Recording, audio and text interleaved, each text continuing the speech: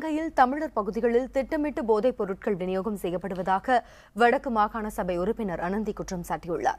இது இன அழிப்புக்காக செயல்படுத்தப்படும் திட்டமிட்ட சதி என்றும் அவர் விமர்சித்துள்ளார்.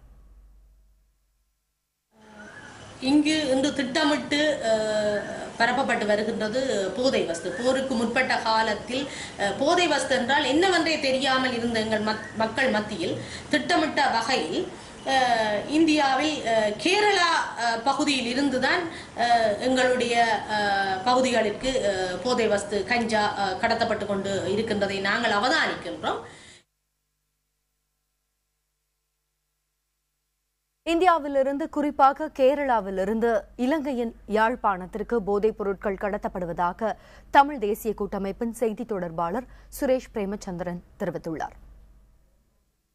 இந்த கடத்தலில் யாழ் மாவட்டத்திற்கு வெளியே இருக்கக்கூடிய பல்வேறுபட்ட நபர்கள் சம்பந்தப்பட்டிருக்கின்றார்கள். இது ஒரு இருவர் அல்ல, அது இனங்களுக்கு அப்பால் இந்த கடத்தல் கோஷ்டிகள் தமிழ், சிங்கள, முஸ்லீம் எல்லா தரப்பையும் சேர்ந்தவர்களாக இந்த கடத்தல் கோஷ்டிகள் இருக்கின்றார்கள். ஆகவே இது உடனடியாகவே கடற்படையும் சரி, போலீசாரும் சரி, இதனை நிறுத்துவதற்கான முழு ஒத்துழைப்புகளையும் வழங்க வேண்டும். அவர்கள் நிறுத்துவதற்கான முயற்சிகளை மேற்கொள்ள வேண்டும்.